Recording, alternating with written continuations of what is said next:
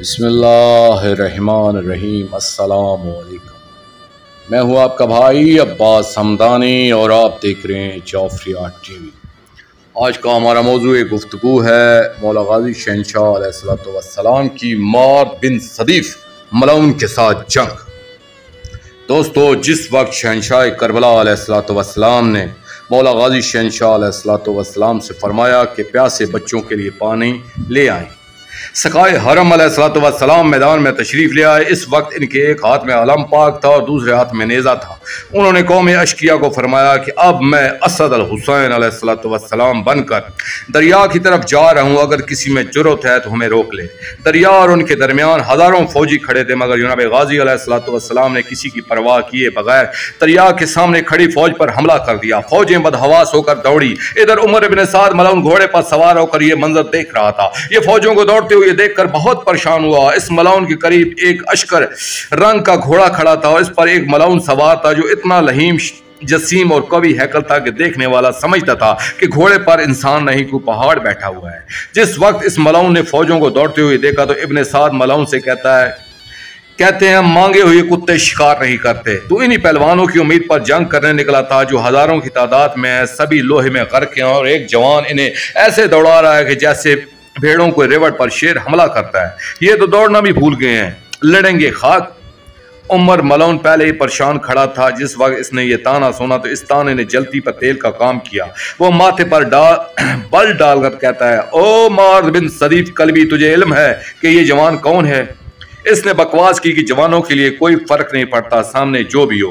عمر ابن سعد ملعون نے اسے چھڑک کر کہا کہ ایسے ہی بھونکتے رہو گے یا کچھ کر کے بھی دکھاؤ گے؟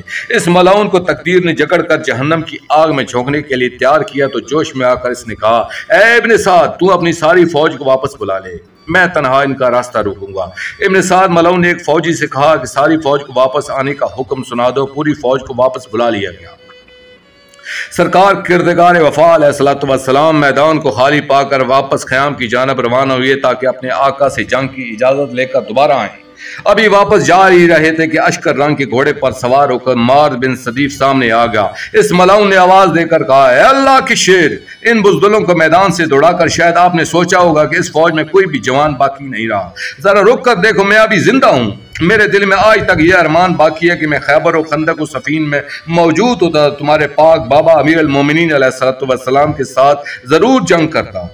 یہاں پر میں یہ وضاحت کرتا چلوں کہ یہ ملعون حکومت کے لالچ میں جناب امام حسن مجتبی علیہ السلام کے لشکر میں شامل ہوا تھا، کیونکہ انہوں نے مصلحت کے تحت صلح کو پسند فرمایا تھا، اس لیے لالچ پورا ہونے کی وجہ سے یہ ملعون مخالف ہو گیا تھا، اور اس کے بعد معاویہ کے لشکر میں ایک جنگجو پہلوان کی حیثیت سے داخل ہوا تھا اور اس کا تنخواہ دار تھا۔ جس وقت اس ملعون نے یہ کہا کہ میرے دل میں یہ حسرت ہے کہ میں امیر کائنات علیہ السلام کے ساتھ جنگ کرتا، اس وقت شہنشاہ وفا علیہ السلام خیام کی جانب رخ کر کے شہنشاہ کربلا علیہ السلام کو دست بستہ عرض کرتے ہیں، آقا اس نے پاک بابا کا نام لیا ہے، ہمیں اس سے تو جنگ کرنے کی اجازت فرمائیں۔ المختصر جنگ کی اجازت مل گئی۔ سرکار اس کے سامنے تشریف لائے اور اس ملعون نے رجز پڑھنا شروع کر دیا۔ ہزار جوانوں کے ساتھ تنہا لڑنے والا مارد بن صدیف ملعون اپنے آپ کو نیزہ کے استعمال میں استاد فن سمجھتا تھا۔ یہ ملعون 16 بند کے نیزے کو انگلیوں میں گردش دیتا ہوا کردگار وفا علیہ السلام کے سامنے آ کھڑا ہوا۔ داور شجاعت علیہ السلام اپنا نیزہ زمین میں نصب کر کے اس ملعون کے قریب آنے کا انتظار کرتے رہے۔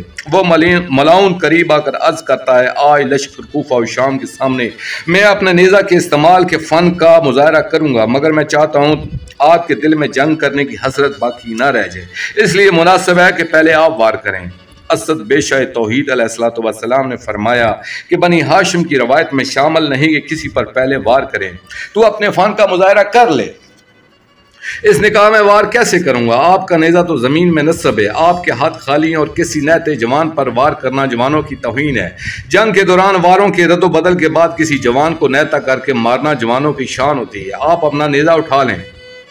وقت کے تعان الحجاز علیہ السلام کی خوش ہونٹوں پر ہلکی سی تبسم کی لہر دوڑی اور مسکرا کر فرمایا کہ تجھے اپنے نیزے کے فن پر ناز ہے، اور آج ہماری مرضی یہ ہے کہ ہم دونوں ایک ہی نیزے سے جنگ کریں گے، دوسرے نیزے کی کیا ضرورت ہے؟ وہ عرض کرتے، آقا نیزہ ایک ہے، دونوں کیسے جنگ کریں گے؟ जनाब गाजी अलैहिस्सलाम ने फरमाया कि जिस वक्त तू अपने फ़न का मुजाहरा करेगा तो तेरा नेज़ा हमारे पास आ जाएगा, फिर यही नेज़ा तेरी मौत का पैगंबर होगा। इस मलऊन को गुस्सा आया, इसकी आंखें सुर्ख हो गई, इसने बड़ी चाबकदस्ती से नेज़े का वार किया। खुदावंद हरब अलैहिस्सलाम ने बाएं हाथ से इसके आते हुए नेज़े की अनी को पकड़ा। इसने नेज़ा छीनने की बहुत कोशिश की मगर नाकाम रहा।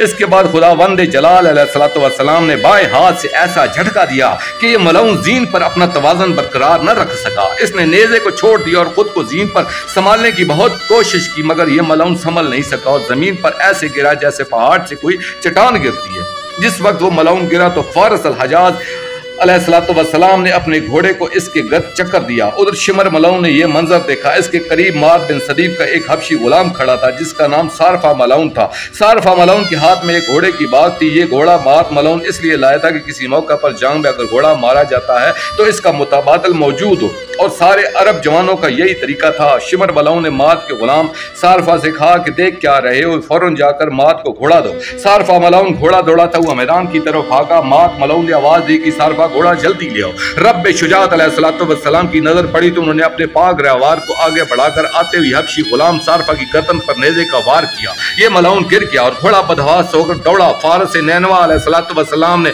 अपने रवार को इसके ताकब में दौड़ाया। जिस वक्त दोनों घोड़े बराबर हुए तो शहंशाह वफा अलैहिस्सलाम ने अपना घोड़ा छोड़कर इस दौड़ते हुए घोड़े की जीन को जीनत बख्शी, अपने रवार की बाग भी नहीं छोड़ी। इस घोड़े का नाम ताविया था।